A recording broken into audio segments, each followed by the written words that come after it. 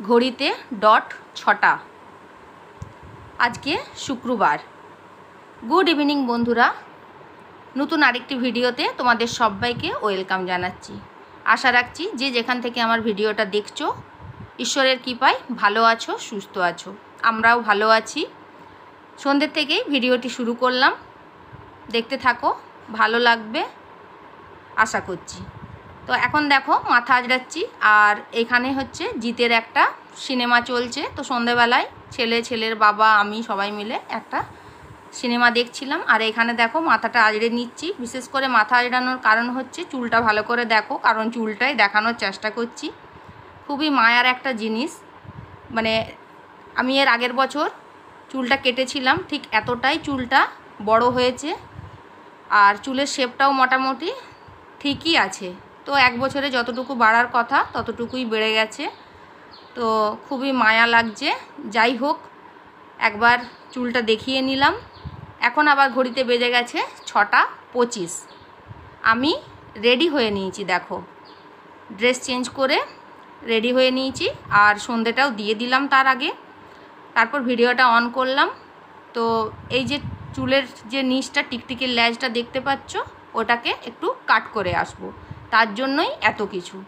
চলে এসেছি পার্লারে, ফ্যাশন বিউটি পার্লার। এটা অনেক পুরনো পার্লার। তো এই পার্লারে চলো ভেতরে এলাম।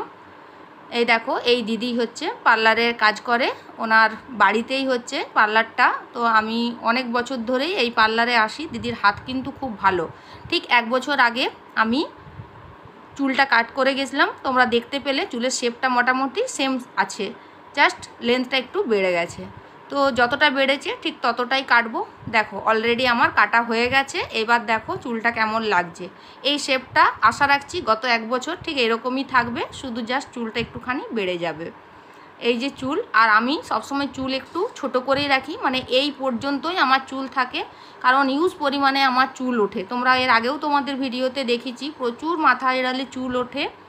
তো চুলটা এমনিতেই আমার পাতলা, যতটা পারি আমি চুলটা একটুখানি কেয়ার করে রাখি। তো জাস্ট আমার হয়ে গেছে।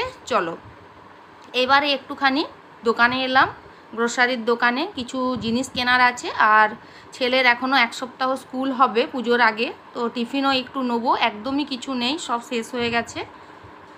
তারপরে আবার এলাম গরম গরম চপ ভাজছে, চপ নিতে। বাড়িতে গিয়ে মুড়ি খেতে হবে, তার জন্য এসেছি এখানে চপ নিতে। তো গরম চপ ভাজা হচ্ছে, তো ভাবলাম তোমাদের সঙ্গেও একটুখানি শেয়ার করি। আর আমরা হচ্ছে বাঁকুড়া পশ্চিম মেদিনীপুরের মানুষ, চপ না হলে আমাদের ঠিক মুড়িটা জমে না। তার জন্যই এলাম এখানে চপ নিতে। 3টে চপ নিলাম, বড় ছেলে আবার খায় না চপ। চলো আবার বাড়ি চলে এসেছি। বাড়িতে এসে এই যে দেখো, একবার চুলটা বাড়িতে এসে না এসেই হাত পাগুলো ধুয়ে নিয়েই আগে দেখে নিচ্ছি। এই দেখো কেমন হয়েছে একটু বলবে। এবার দেখো মুড়ি রেডি করে নিচ্ছি। এখানে হচ্ছে 3টে চপ নিয়েছি। আগেই বললাম বড় ছেলে বাইরের তেলে ভাজা জিনিসটা একটু অ্যাভয়েড করে, মানে বাইরের জিনিস একদমই খায় না সেটা বলবো না, একটু তেলে ভাজা জিনিসগুলো অ্যাভয়েডই করে, তার জন্য 3টেই চপ নিয়েছি। আর এখানে আমাদের 3 জনের জন্য মুড়ি রেডি করছি। এখানে ছোটোর, আমার আর ওর বাবার। আর শসা, পেঁয়াজ আর নারকেল কেটে নিয়েছি। তো চলো আগে মুড়িটা খেয়ে নিই। আর প্রচুর পরিমাণে আমার চুল উঠছিল। তো বছরে আগে 2বার কাটতাম, এখন আর 2বার কাটা হয় না, ওই পুজোর সময়ই একবার কাটি। আর যেভাবে চুলটা কাটি আমার ঠিক ওই সেম ওই পরিমাণেই চুল থাকে। তো কেমন হয়েছে তোমরা একটু বলবে। চলো মুড়ি খাওয়া হয়ে গেছে, আবার এলাম রান্নাঘরে। তো যেরকমভাবে জিনিসগুলো নিয়ে এসেছিলাম ব্যাগ সেইভাবেই রাখা ছিল। আর গুড় এনেছিলাম, গুড়েরটাই শুধু বার করে রেখেছিলাম। এখানে দেখো চানাচুর নিলাম একটা উৎসবের, কারণ চানাচুরটা একদমই ছিল না। চানাচুর না থাকলে মুড়ি খাওয়া আমাদের একটু অসুবিধেই হয়। আর এখানে একটা বাউলি নিলাম। আর নিলাম এখানে দেখো একটা হচ্ছে লেমনের ক্রিম বিস্কুট নিলাম। এই বিস্কুটের ফ্লেভারটা কিন্তু খুব ভালো।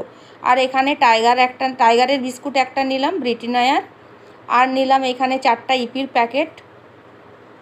আর একটা নিলাম এখানে উইঙ্কিজের চকলেট কেক, কারণ এইগুলো হচ্ছে সবই হচ্ছে ছেলের টিফিনে দেবো বলে, তার জন্যই নেওয়া হলো।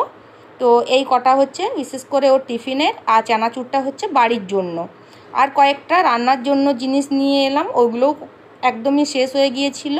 এখানে দেখো একটা সানরাইজের মাস্টার্ড পাউডার নিয়েছি, দুটো তড়কা মশলার পাউডার নিয়েছি, আর সার্ফ এক্সেল বারটা নিয়েছি, কারণ সাবানটাও শেষ হয়ে গিয়েছিল।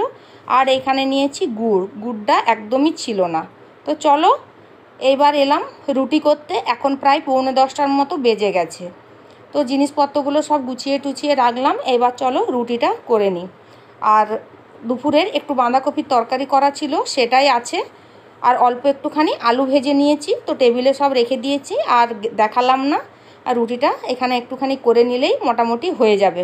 রুটিটা করতে করতে তোমাদের সঙ্গে একটু গল্প করি।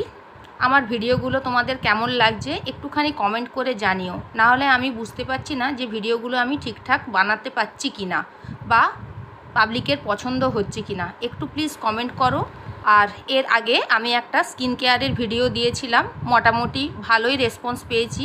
তো আমি আবার আশা করছি যে একটা খুব শীঘ্রই চুলের যত্নে একটা বাড়িতে বসেই কিভাবে হেয়ার স্পা করলে চুল নরম সফট থাকবে তার একটা ভিডিও নিয়ে আসব। তো আমি আগে ট্রাই করেছি, রেজাল্টও মোটামুটি ঠিকই আছে, তোমাদের সঙ্গে শেয়ার করব। আশা করছি তোমরা পাশে থাকবে। আর হ্যাঁ, আমার বরাবরই কিন্তু ছোট চুল খুব একটা বেশি বাড়ে না। তো যতটুকুই চুল আছে, তবে চুলটা কিন্তু খুব সফট আর সিল্কি আছে। তো যতটা পারি আমি বাড়িতেই এটাকে কেয়ার করে রাখি। আর নারীদের হচ্ছে সবচেয়ে সৌন্দর্যের প্রতীক হচ্ছে চুল। যার যত বেশি চুল আছে দেখবে সেই নারীদের সৌন্দর্য এমনিতেই খুলে যায়। তো চলো ভিডিওটা আর বেশি দূর বাড়াচ্ছি না, ভিডিওটা তাহলে এখানেই শেষ করছি। ভিডিওটি ভালো লাগলে একটা লাইক দিয়ে আমার পাশে থাকবে। আজ তাহলে আসি, টাটা, গুড নাইট, সবাই ভালো থাকবে।